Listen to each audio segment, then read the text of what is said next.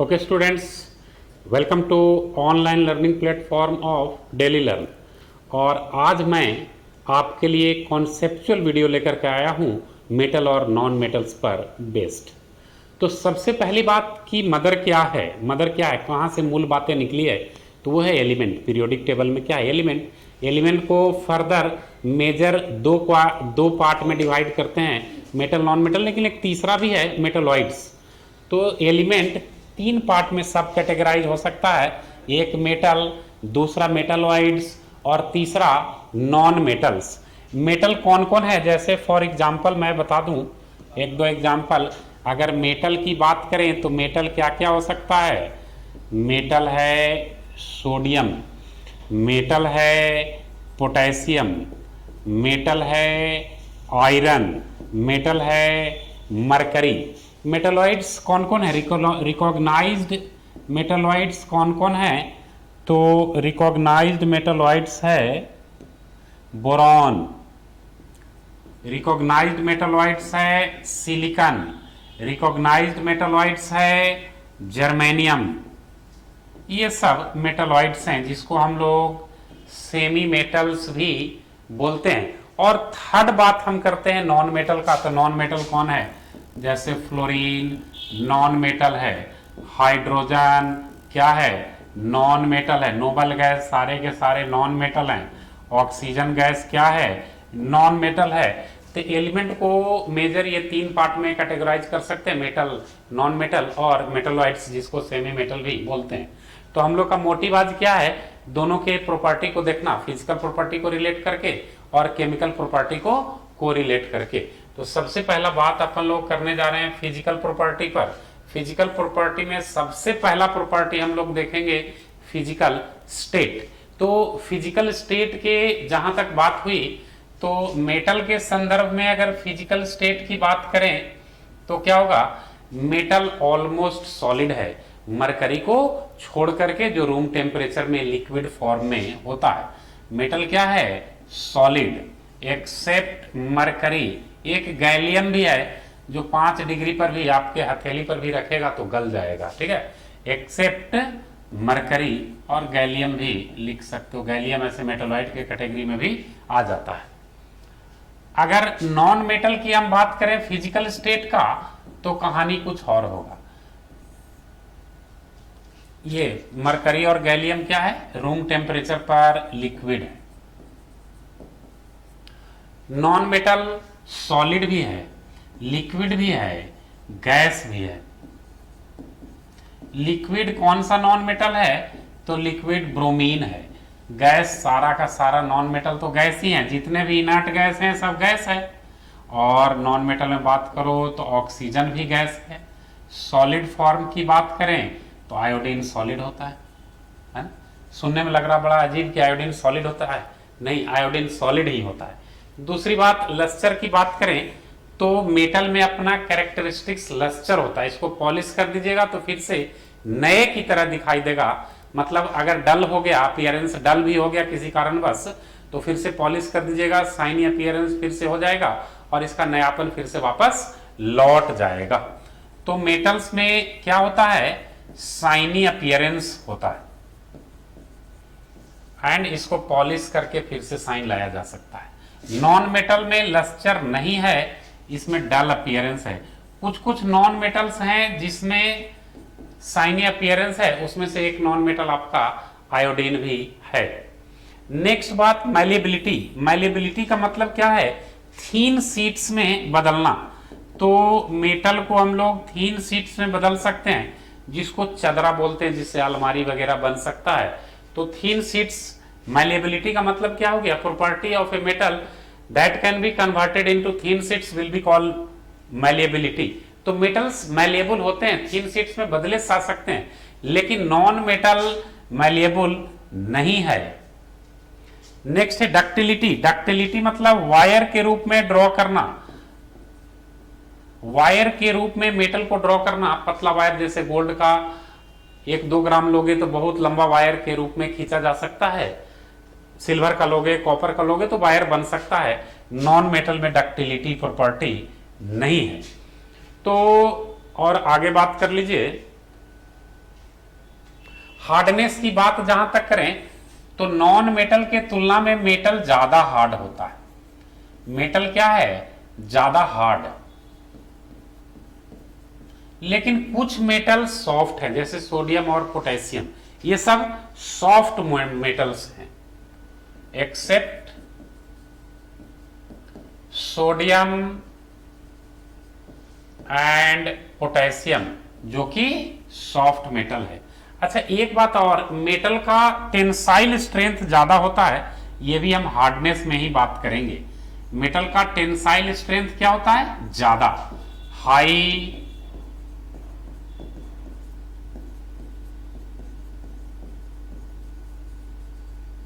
Tensile strength. High tensile strength का मतलब it can withstand a large amount of load. जैसे आपके घर में ताला है, घर जाते हो ताला लगाते हो, तो बोलता है कि ताला कौन सा बढ़िया ताला है, तो वह ताला जो ज्यादा लोड को सह सकता है वो ताला बढ़िया क्यों। ज्यादा लोड मतलब ज्यादा वजन को सह सकता है, वही टेंसाइल स्ट्रेंथ है। अगर कमजोर ताला होगा, एक हथौड़ी मारोगे टूट जाएगा, उसका टेंसाइल स्ट्रेंथ कम है। मजबूत ताला होगा तो उस पर हथौड़ी मारते जाओ, टूटता नहीं है, यानी उसका टेंसाइल स्ट्रेंथ ज्यादा है। इधर टेंसाइल स्ट्रेंथ की क्या बात करनी है, एक हथौड़ी में लकड़ी टूट जाता है, नॉन मेटल है। और नॉन मेटल क्या है, उतना हार्ड नहीं होता है, रिलेटिवली सॉफ्ट है ना, नॉन मेटल के तुलना में सॉफ्ट होता है, रिलेटिवली सॉफ्ट। फिर वैलेंसी की बात करनी है जहां तक, तो नॉन मेटल का वैलेंसी या तो 1 होगा या तो 2 होगा, या तो सॉरी मेटल का वैलेंसी या तो 1 होगा या तो 2 होगा या तो 3 होगा। नॉन मेटल के वैलेंस शेल में 4 5 6 7 8 इलेक्ट्रॉन हो सकते हैं, यानी इनका वैलेंसी 4 हो सकता है, 3 हो सकता है, 2 हो सकता है, 1 हो सकता है, 0। नोबल गैस के केस में वैलेंसी क्या हो गया, 0 हो गया। कंडक्शन की बात करें तो मेटल क्या होता है, गुड कंडक्टर होता है। गुड कंडक्टर क्यों है, तो देखिए वैलेंस शेल में 1 2 3 इलेक्ट्रॉन है, फ्री टू मूव है, जितना आसानी से इलेक्ट्रॉन मूव करेगा इलेक्ट्रिसिटी कंडक्ट करेगा। अच्छा इलेक्ट्रॉन के फ्लो का डायरेक्शन और इलेक्ट्रिसिटी के कंडक्शन के डायरेक्शन के बीच में क्या रिलेशन है, तो जिधर इलेक्ट्रॉन फ्लो करेगा उसके अपोजिट डायरेक्शन में करंट फ्लो करेगा। ये बैड कंडक्टर होता है। लेकिन कार्बन जो है ग्रेफाइट के फॉर्म में गुड कंडक्टर होता है। एक्सेप्शन क्या है, carbon in the form of graphite is good conductor. Graphite क्या है, गुड कंडक्टर है। नेक्स्ट डेंसिटी की बात करें तो आप ही बताओ दोनों में से किसका डेंसिटी ज्यादा होगा, तो डेंसिटी मेटल का ज्यादा होगा, एक्सेप्ट सोडियम एंड पोटेशियम, ठीक है। High density except sodium and potassium, इसका डेंसिटी लेस होगा। नॉन मेटल का डेंसिटी मेटल के तुलना में कम होगा। मेल्टिंग और बॉइलिंग पॉइंट की बात करनी है तो देखिए मेटल में मेटेलिक बॉन्ड होता है, एक एक्स्ट्रा बॉन्ड जिसको electron sea cloud of electron बोलते हैं। जैसे समुद्र में पानी होता है ना, उसी तरह से ये इलेक्ट्रॉन का समुद्र है, इसमें मेटेलिक बॉन्ड होता है। तो मेटेलिक बॉन्ड होने के कारण मेटल का मेल्टिंग और बॉइलिंग पॉइंट क्या होगा, हाई होगा, इसका लो होगा, नॉन मेटल का लो होगा। आगे बढ़िए, इलेक्ट्रोपॉजिटिव और इलेक्ट्रोनिगेटिव कैरेक्टर की बात करनी है। जो इसको सीख गया वो कंपाउंड के, इनऑर्गेनिक कंपाउंड का फॉर्मूला को तो आसानी से लिख ही सकता है, किसको पहले लिखना है, किस पर क्या वैलेंसी देना है, सब कुछ। तो इलेक्ट्रोपॉजिटिव कैरेक्टर का मतलब क्या है, tendency to lose electron, tendency to lose electron. अब कितना इलेक्ट्रॉन लूज करेगा, मान लो 1 इलेक्ट्रॉन लूज किया तो unipositive charge, monovalent cation. 2 electron lose करेगा तो 2 प्लस चार्ज, 3 इलेक्ट्रॉन लूज करेगा तो 3 प्लस चार्ज। अगर हम बात करते हैं सोडियम का, 1 इलेक्ट्रॉन लूज किया तो सोडियम पर 1 प्लस चार्ज, सोडियम के आउटर मोस्ट में 1 ही इलेक्ट्रॉन होता है। मैग्नीशियम का एटॉमिक नंबर 12, इसके आउटर मोस्ट में 2 इलेक्ट्रॉन, मैग्नीशियम 2 इलेक्ट्रॉन लूज करेगा तो मैग्नीशियम पर 2 प्लस चार्ज आएगा। यही इलेक्ट्रोपॉजिटिव कैरेक्टर है। एल्युमिनियम 3 इलेक्ट्रॉन लूज किया तो अल्युमिनियम पर कितना चार्ज, 3 प्लस चार्ज। ये इलेक्ट्रोपॉजिटिव कैरेक्टर की बात हो रही है। इलेक्ट्रोनेगेटिव कैरेक्टर क्या है, tendency to gain electron. Electronegative character का मतलब आप समझिए टेंडेंसी टू गेन इलेक्ट्रॉन।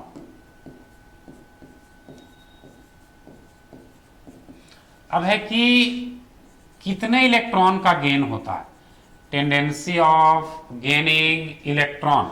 मान लीजिए कि क्लोरीन 1 इलेक्ट्रॉन गेन करेगा तो क्लोरीन पर 1 माइनस चार्ज, कोई 2 इलेक्ट्रॉन गेन करेगा तो 2 माइनस चार्ज। जितना इलेक्ट्रॉन का गेन होगा उतना माइनस चार्ज होगा। ऑक्सीजन 2 इलेक्ट्रॉन को गेन किया तो ऑक्सीजन पर 2 माइनस, नाइट्रोजन 3 इलेक्ट्रॉन को गेन किया तो नाइट्रोजन पर 3 माइनस। ये इलेक्ट्रोनेगेटिव कैरेक्टर है, ये इलेक्ट्रोपॉजिटिव कैरेक्टर है। जितने भी नॉन मेटल्स होते हैं सबके सब इलेक्ट्रोनेगेटिव कैरेक्टर के होते हैं।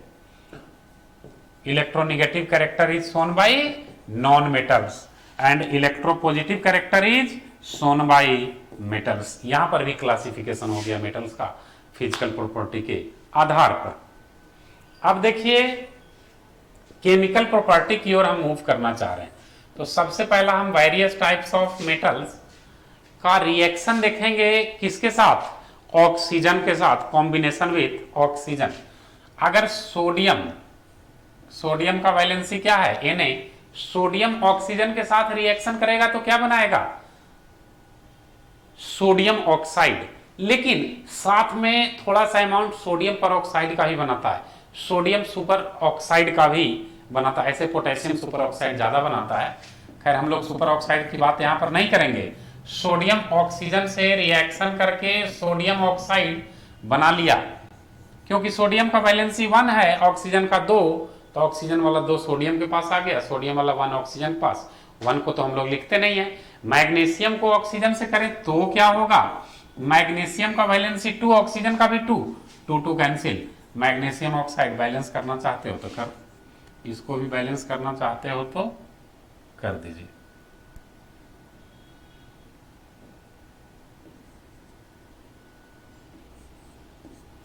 ये है बैलेंस करके रिएक्शन, ऐसे याद नहीं रखना चाहिए, ये बैड हैबिट है, क्योंकि एक्स्ट्रा और ये कोफिशिएंट आपको रटना पड़ जाएगा। अब देखो मेटल ऑक्साइड को अगर वाटर से रिएक्शन करते हैं तो क्या बनाएगा, मेटल हाइड्रोक्साइड। ये मेटल ऑक्साइड ही तो है, एक सोडियम का ऑक्साइड है और दूसरा मैग्नीशियम का, और सोडियम और मैग्नीशियम दोनों का दोनों क्या है, मेटल, और उसका ऑक्साइड है तो मेटल ऑक्साइड। मेटल ऑक्साइड का वाटर के साथ रिएक्शन आप देख लीजिए, reaction of metal oxide with water, कैसे रिएक्शन करेगा वाटर के साथ। देखो सोडियम ऑक्साइड वाटर के साथ रिएक्शन करो, मैग्नीशियम ऑक्साइड वाटर के साथ रिएक्शन करिए तो क्या बनाएगा, सोडियम ऑक्साइड वाटर के साथ रिएक्शन करेगा तो अल्कली बनाएगा, सोडियम हाइड्रोक्साइड। मैग्नीशियम भी वही मैग्नीशियम हाइड्रोक्साइड बनाएगा। बैलेंस मैं नहीं कर रहा हूं,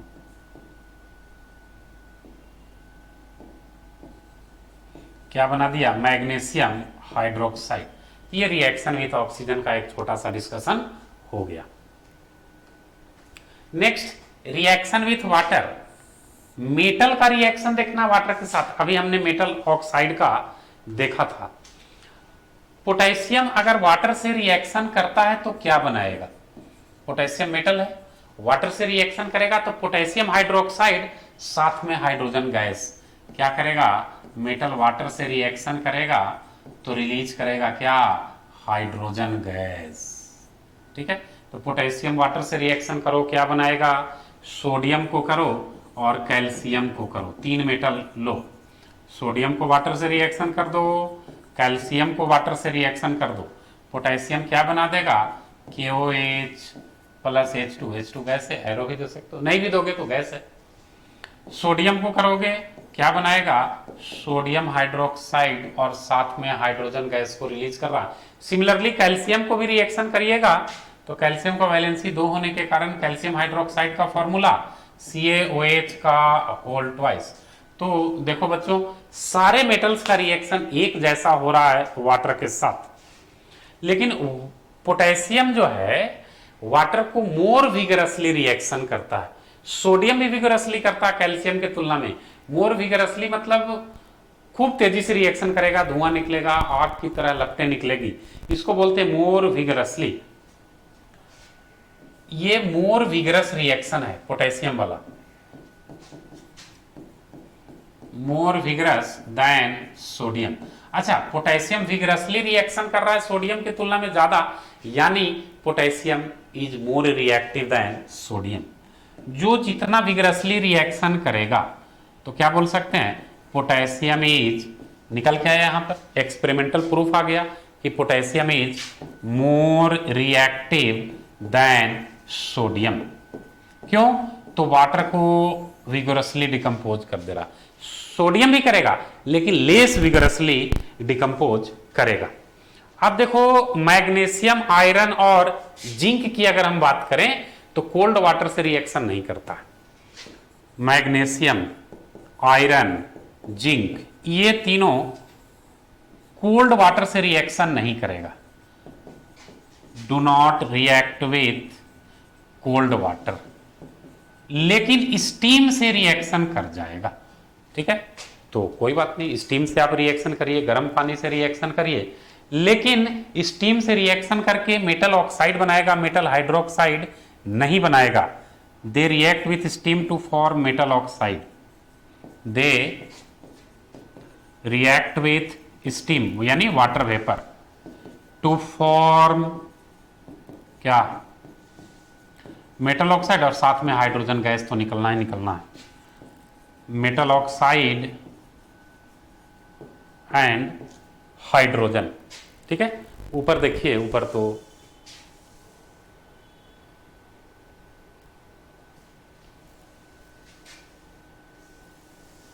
ये तीनों का रिएक्शन हम करते हैं। किसका किसका? मैग्नीशियम प्लस वाटर, स्टीम है, आयरन प्लस वाटर, और एक और कौन है, जिंक प्लस वाटर। क्या बना देगा मैग्नीशियम वाटर से रिएक्शन करके, magnesium oxide plus hydrogen. Iron भी वाटर से रिएक्शन करके आयरन ऑक्साइड बनाएगा, Fe3O4 वाला ऑक्साइड बनाता है। बैलेंस मैं नहीं कर रहा हूं, जिंक भी क्या बनाएगा, जिंक ऑक्साइड प्लस हाइड्रोजन। तो मैग्नीशियम, आयरन और जिंक इस तरह से रिएक्शन करेगा। अगर ऑर्डर ऑफ रिएक्टिविटी की बात करें तो सोडियम मैग्नीशियम से ज्यादा रिएक्टिव है, और मैग्नीशियम जिंक से ज्यादा रिएक्टिव है, जिंक आयरन से ज्यादा रिएक्टिव है, और आयरन कॉपर से ज्यादा रिएक्टिव है। सोडियम सबसे ज्यादा, magnesium, iron, zinc, copper. Zinc copper से ज्यादा रिएक्टिव है। ये देखो तो आयरन और जिंक में ज्यादा रिएक्टिव कौन होगा, जिंक ज्यादा रिएक्टिव होता है, आयरन कम रिएक्टिव होता है। तो कोई बात नहीं, सीक्वेंस चेंज कर दीजिए। जिंक से कम रिएक्टिव आयरन, और आयरन लेकिन कॉपर से ज्यादा रिएक्टिव है। ये काम करेगा। ऐसे इलेक्ट्रोकेमिकल सीरीज से भी ये पता चल सकता है, रिएक्टिविटी सीरीज भी लोअर क्लासेज में बोलते हैं। चलिए अब हम लोग बात करते हैं रिएक्शन विथ एसिड। किसका रिएक्शन करना है, मेटल का एसिड के साथ रिएक्शन करना। जैसे सोडियम को हाइड्रोक्लोरिक एसिड के साथ रिएक्शन करेंगे तो क्या बना देगा, सॉल्ट बनाएगा, सोडियम क्लोराइड और हाइड्रोजन गैस देगा। सोडियम हाईली रिएक्टिव मेटल है। सोडियम के बाद हम मैग्नीशियम को करेंगे, सोडियम से कम रिएक्टिव मैग्नीशियम था ना, तो थोड़ा सा धीरे रिएक्शन होगा सोडियम के तुलना में। तो क्या बना देगा, मैग्नीशियम क्लोराइड साथ में हाइड्रोजन। और मैग्नीशियम से भी कम रिएक्टिव जिंक था, जिंक को करिएगा तो क्या बना देगा, zinc chloride plus hydrogen. HCl से ही मैं कर रहा हूं। आयरन को भी करिएगा तो इसी तरह से करेगा, कॉपर को भी करिएगा तो कॉपर तो HCl से नहीं रिएक्शन करता, इतना कम रिएक्टिविटी होता है। कॉपर सबसे कम रिएक्टिव था, पीछे मैंने बताया था, ये देखिए कॉपर इतना कम रिएक्टिव है कि HCl से रिएक्शन नहीं करता है। Copper will not react with HCl to form, जैसे लग रहा होगा कि कॉपर क्लोराइड बना देगा और हाइड्रोजन गैस, तो ऐसा कोई रिएक्शन नहीं होता है। अब देखिए अल्युमिनियम का रिएक्शन करते हैं कुछ और एसिड्स के साथ। देखो एल्युमिनियम का रिएक्शन अगर हम करें हाइड्रोक्लोरिक एसिड के साथ, तो एल्युमिनियम हाइड्रोक्लोरिक एसिड के साथ रिएक्शन करके एल्युमिनियम क्लोराइड बनाएगा और साथ में हाइड्रोजन गैस भी बनाएगा, लेकिन रैपिड रिएक्शन ये होता है, हाइड्रोजन भी रैपिडली निकलता है, AlCl3 प्लस H2। एक रिएक्शन आप करो तो एल्युमिनियम को फॉस्फोरिक एसिड से रिएक्शन करो। फॉस्फोरिक एसिड में, फॉस्फोरिक एसिड का एक गुण है कि बिना कार्बन होते हुए भी ये वीक एसिड है, लगता है कि स्ट्रॉन्ग एसिड है, नहीं, ये वीक एसिड है, HCl से वीक एसिड है, HNO3 से वीक एसिड है, तो ये क्या बना देगा, एल्युमिनियम फॉस्फेट और हाइड्रोजन निकालेगा और ये स्लो रिएक्शन होता है। AlPO4 और हाइड्रोजन को रिलीज करेगा, कैसा रिएक्शन है, स्लो। ये वाला कैसा रिएक्शन था, तो रैपिड रिएक्शन था। AlPO4 को क्या बोलते हैं, एल्युमिनियम फॉस्फेट। क्लियर, ये हमारा एसिड के साथ रिएक्शन हुआ। नेक्स्ट देखो रिएक्टिविटी ऑर्डर का अगर यहां बात करें तो मैग्नीशियम एल्युमिनियम से ज्यादा रिएक्टिव है और एल्युमिनियम जिंक से ज्यादा रिएक्टिव है। मैग्नीशियम एल्युमिनियम से ज्यादा रिएक्टिव है और एल्युमिनियम जिंक से ज्यादा रिएक्टिव है। चलिए एसिड की बात हो गई। अब displacement of metal from their salt solution. तो देखो कोई हाईली रिएक्टिव मेटल है, रिएक्टिविटी ऑर्डर मैंने अभी थोड़ा सा बताया, क्योंकि यहाँ पर रिएक्टिविटी सीरीज को इंक्लूड नहीं करना, इस रिएक्टिविटी ऑर्डर से हम लोग काम करेंगे। तो जो हाईली रिएक्टिव मेटल है वो लेस रिएक्टिव मेटल को लेस रिएक्टिव मेटल वाले सॉल्ट सॉल्यूशन से डिस्प्लेस कर देगा। जैसे देखो जिंक का रिएक्शन हम करते हैं CuSO4 से।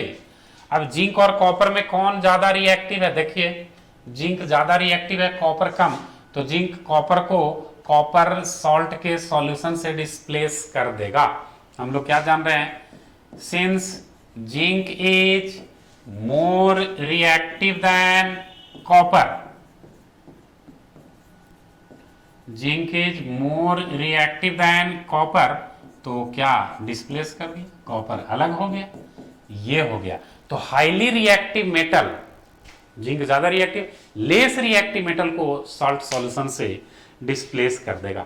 अगर हम बात करें FeCuSO4, तो आयरन भी कॉपर से ज्यादा रिएक्टिव है, आयरन भी कॉपर को यहां पर डिस्प्लेस कर देगा और खुद कॉपर का जगह ले लेगा FeSO4 प्लस Cu, यानी क्या पता चल रहा है, ये आयरन कॉपर से ज्यादा रिएक्टिव है।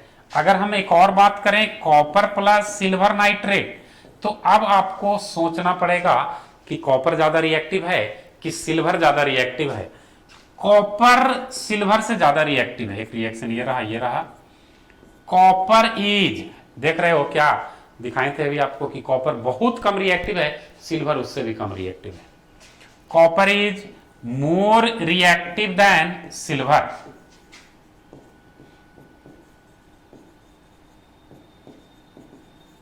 तो क्या हो जाएगा, कॉपर सिल्वर को डिस्प्लेस कर देगा, CuNO3 और सिल्वर को अलग कर दिया, कॉपर नाइट्रेट बनाएगा, CuNO3 का होल ट्वाइस क्यूप्रिक नाइट्रेट। अब बात नोट कर लीजिए, तो बात करेंगे तो यहां पर क्या समझ में आया कि जिस मेटल का रिएक्टिविटी ज्यादा है वो लेस रिएक्टिव मेटल को अपने सॉल्ट सॉल्यूशन से डिस्प्लेस कर लेगा। तो इस रिएक्शन को हम लोग लेबोरेटरी में यूज करते हैं ये पता करने के लिए कि जो दिया हुआ मेटल है कौन ज्यादा रिएक्टिव है कौन कम। जो आपका वाइवा होगा नवंबर में एग्जाम भी होने वाला है, उसमें ये क्वेश्चन पूछा जा सकता है कि तुम रिएक्टिविटी ऑफ मेटल को प्रैक्टिकल अप्रोच में कैसे पता करोगे कि कौन ज्यादा रिएक्टिव है कौन कम। नेक्स्ट अब हम बात करेंगे displacement of metals from metal oxide. Metal को मेटल ऑक्साइड से कैसे डिस्प्लेस करोगे, तो हाईली रिएक्टिव मेटल ही लेस रिएक्टिव के मेटल के ऑक्साइड से लेस रिएक्टिव मेटल को डिस्प्लेस कर देगा। मैग्नीशियम का रिएक्टिविटी कॉपर से ज्यादा होता है, देखो यहां पर मैंने बताया भी है, मैग्नीशियम एल्युमिनियम से ज्यादा, एल्युमिनियम जिंक से ज्यादा, जिंक तो कॉपर से भी ज्यादा होता है, और मैग्नीशियम कितना ज्यादा हो रहा है, तो यहां पर इसको डिस्प्लेस करेगा और क्या बना देगा, मैग्नीशियम ऑक्साइड प्लस कॉपर। इसी तरह से किसी भी मेटल ऑक्साइड को डिस्प्लेस कर लेगा। क्यों, क्योंकि magnesium is more electropositive than copper या magnesium is more reactive than copper. Reason क्या हो गया? Magnesium is more electropositive than copper.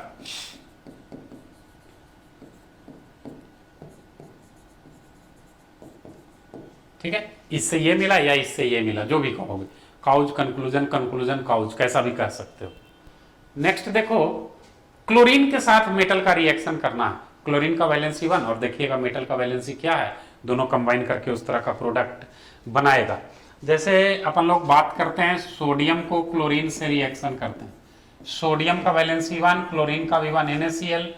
Magnesium को क्लोरीन से रिएक्शन करते हैं तो मैग्नीशियम क्लोराइड, मैग्नीशियम का वैलेंसी 2, क्लोरीन का 1 तो MgCl2। एल्युमिनियम को क्लोरीन से रिएक्शन करोगे तो कैसा रिएक्शन हो जाएगा? एल्युमिनियम क्लोराइड, क्योंकि एल्युमिनियम का वैलेंसी 3 होता है। नॉट ओनली क्लोरीन, कोई भी हैलोजन से इसी तरह से रिएक्शन करेगा। अब हाइड्रोजन के साथ रिएक्शन करेगा मेटल, तो मेटल का हाइड्राइड बनाएगा। जैसे लिथियम तो डायरेक्ट रिएक्शन करता नहीं है, सोडियम हाइड्रोजन से रिएक्शन करेगा तो क्या बना देगा? Sodium hydride. मैग्नीशियम हाइड्रोजन से रिएक्शन करेगा तो क्या बना देगा? Magnesium hydride. ऐसे हम लोग क्या जानते हैं कि हाइड्रोजन का ऑक्सीडेशन नंबर 1 होता है, यूनिक पॉजिटिव आयन बनाता है, लेकिन जैसे ही किसी भी मेटल के साथ चला जाता है तो इसका वैलेंसी -1 निगेटिव आयन की तरह बिहेव करना शुरू कर देता है। अब हम लोग बात करेंगे नॉन मेटल्स का। मेटल्स का प्रॉपर्टी हो गया, अब नॉन मेटल्स के केमिकल प्रॉपर्टी को बात करेंगे। और उसी तरह से सबसे पहला रिएक्शन विथ ऑक्सीजन, तो सेवरल नॉन मेटल्स को ऑक्सीजन के साथ मैं रिएक्शन करके आपको दिखाता हूं। कार्बन को ऑक्सीजन के साथ रिएक्शन करना है तो सबसे पहला बात लिमिटेड ऑक्सीजन लेते हैं, और दूसरा केस में कार्बन को ऑक्सीजन से मैं रिएक्शन कर रहा हूं तो एक्सेस ऑक्सीजन ले रहा हूं। क्या फर्क है? इसको कम ऑक्सीजन मिलेगा। जैसे आपको सांस लेने में अगर कम ऑक्सीजन मिले, कोविड पीरियड के दौरान हो भी रहा था कि भाई ऑक्सीजन लेवल SpO2 जिसको बोलते हैं, ऑक्सीजन लेवल कम जा रहा है, कम जा रहा है। क्यों? आपको लिमिटेड ऑक्सीजन मिल रही है, पूरा कंबसन नहीं हो पा रहा है, सांस पूरा नहीं ले पा रहे हो। Respiration is a example of combustion. तो जब लिमिटेड ऑक्सीजन मिलेगा तो कार्बन मोनोऑक्साइड बनाएगा। क्या बनाएगा? Carbon monoxide. और फुल ऑक्सीजन मिलेगा तो कार्बन डाइऑक्साइड बनाएगा। तो कार्बन नॉन मेटल है, नॉन मेटल का ऑक्सीजन के साथ रिएक्शन हुआ। अगर कार्बन डाइऑक्साइड को मैं वाटर से रिएक्शन कर दूं, एसिडिक ऑक्साइड है, एसिडिक नेचर है, तो ये एसिड का फॉर्मेशन करेगा, H2CO3। H2CO3 एसिड है जिसका नाम क्या है? Carbonic acid. इसका क्या नाम है? Carbonic acid. इसी तरह से हम बात करें सल्फर का, अगर ऑक्सीजन से रिएक्शन कर दें तो क्या बना देगा? Sulphur dioxide. Acidic oxide, non metal है, और एसिडिक ऑक्साइड है, वाटर से रिएक्शन कीजिएगा, सल्फ्यूरस एसिड का फॉर्मेशन करेगा। यही SO3 को वाटर से रिएक्शन करते थे, H2SO4 बनाता, सल्फ्यूरिक एसिड का फॉर्मेशन करता।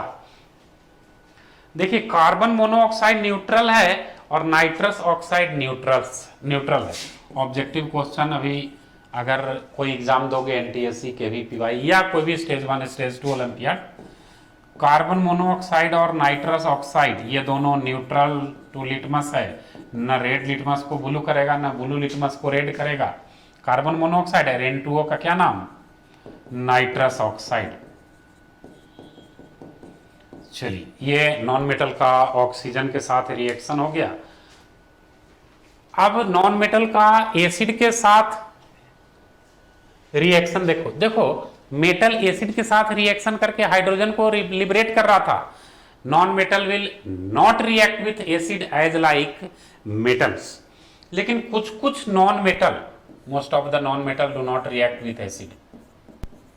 Most of the non-metal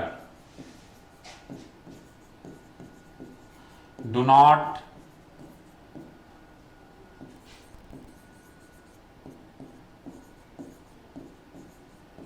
react with acid. कोई कोई नॉन मेटल एसिड से रिएक्शन नहीं करता, लेकिन कोई कोई कर जाता है। जैसे सल्फर नाइट्रिक एसिड से रिएक्शन करेगा, नाइट्रिक एसिड स्ट्रॉन्ग एसिड है, और रिएक्शन करके सल्फ्यूरिक एसिड बनाता है, NO2 बनाता है, और साथ में वाटर मॉलिक्यूल को लिबरेट करता है। तो बहुत कम नॉन मेटल है जो एसिड से रिएक्शन करेगा, उसमें एक सल्फर है जो नाइट्रिक एसिड से रिएक्शन करता है। नेक्स्ट रिएक्शन विथ क्लोरीन का डिस्कशन करते हैं। नॉन मेटल क्लोरीन से किस डिजाइन में रिएक्शन करेगा। जैसे फास्फोरस को मैं क्लोरीन से रिएक्शन कर रहा हूं तो PCl3 बनाएगा, PCl5 भी बना सकता है। PCl3 बनाया तो इसको आप बैलेंस कर लो, यहां पर 6 क्लोरीन दोगे।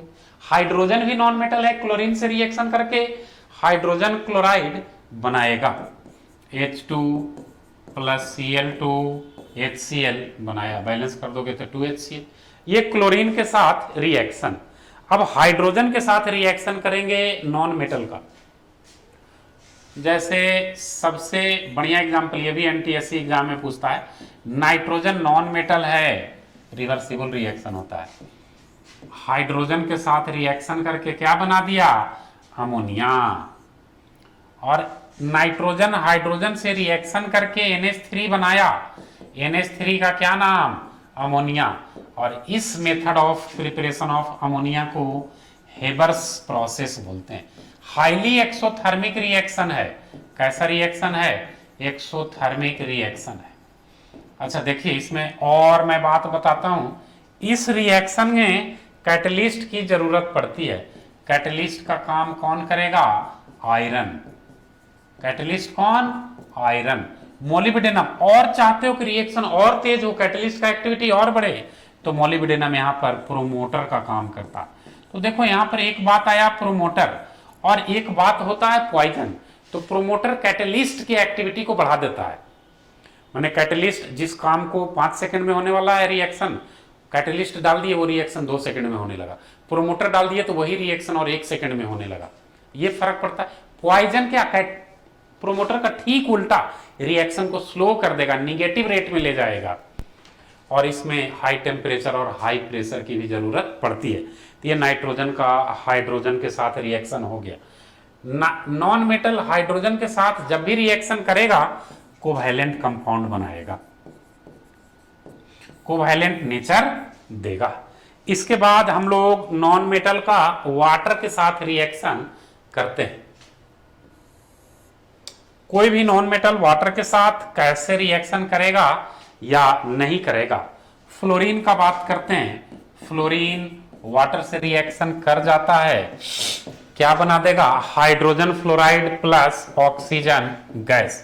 फ्लोरीन वाटर के साथ रिएक्शन करके, हाइड्रोजन फ्लोराइड क्या है, वीक एसिड है, कार्बन नहीं है, स्ट्रांग होना चाहिए, लेकिन ये वीक एसिड है। नॉन मेटल जनरली वाटर के साथ रिएक्शन नहीं करता है, फ्लोरीन करता है।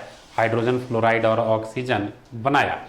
अच्छा एक चीज और देखिएगा, ये प्रॉपर्टी दोनों के बीच में डिफरेंशिएट भी हो गया, आप पीछे देख सकते हो। नॉन मेटल नेचर में किस फॉर्म में पाया जाता है, मेटल नेचर में किस फॉर्म में पाया जाता है। तो मेटल नेचर में 2 फॉर्म में, एक नेटिव फॉर्म होता है और दूसरा combined form. The metal which is not affected by air water और moisture, the metal which is not affected by air, water or moisture will exist in native form, free form। जैसे gold है, platinum है, palladium है, air water और moisture का इसको effect नहीं होता है, तो नेटिव फॉर्म में अकेले भी एग्जिस्ट करता। लेकिन सोडियम, पोटेशियम, ये सब पर एयर वाटर और मॉइस्चर का अटैक तुरंत होता है, तो ये सब कंबाइंड स्टेट में एग्जिस्ट करते हैं। होप कि आपको वीडियो अच्छा लगा होगा। चलिए थैंक यू। इस तरह के वीडियो के लिए मेरे साथ बने रहिए। Thank you very much.